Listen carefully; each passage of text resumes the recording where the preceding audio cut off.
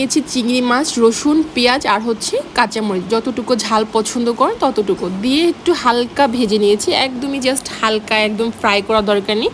তারপর হচ্ছে স্বাদ মতো লবণ দিয়ে দিলাম। দেওয়ার পরে আমি কুচিয়ে রাখা যে শাকগুলো ছিল, এই শাকটাকেও আমি একদম কষলিয়ে ভালো করে ধুয়ে নিয়েছি, যাতে এর ভিতরে বালু আর এর ভিতরে যে একটা আঁশ থাকে শক্ত, সেটা যাতে মানে নরম হয়ে যায়।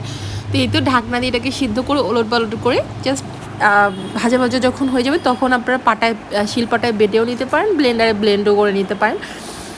আর আমি হচ্ছে আজকে এটাকে ব্লেন্ডারে ব্লেন্ড করে নিয়েছি। আর এরকম করে শাক ভর্তা করে ডিপ ফ্রিজে বক্স করে রেখে দিতে পারেন, যখন খেতে ইচ্ছে করবে তখন জাস্ট বের করে একটু নিয়ে নিলেই হয়ে যাবে।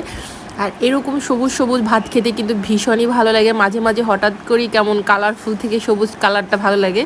আর আমার কাছে এই শাকে যখন ভাতটা মাখা হয়, সবুজ হয়, দেখতেও কিন্তু সুন্দর লাগে, মানে অটোমেটিক্যালি মনে হচ্ছে খিদে বেড়ে যায়। তো ধন্যবাদ সবাইকে ভিডিওটা দেখার জন্য। আল্লাহ হাফেজ।